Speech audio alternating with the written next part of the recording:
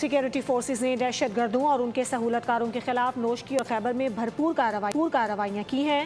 گزشتہ 24 گھنٹوں کے دوران 32 دہشت گردوں کو جہنم واصل کر دیا گیا۔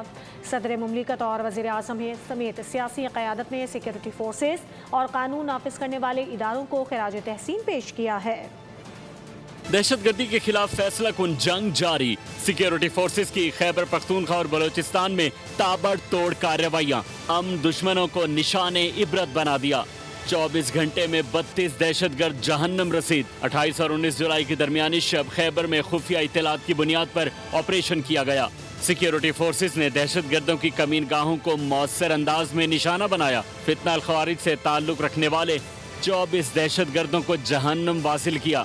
نوشکی میں شدید جھڑپ کے بعد فتنہ ہندوستان سے تعلق رکھنے والے 8 دہشت گرد مارے گئے۔ اسلحہ، گولہ بارود اور دھماکہ خیز مواد بھی برآمد کر لیا گیا۔ سبسکرائب کریں اور بیل دبائیں تاکہ کوئی خبر رہ نہ جائے۔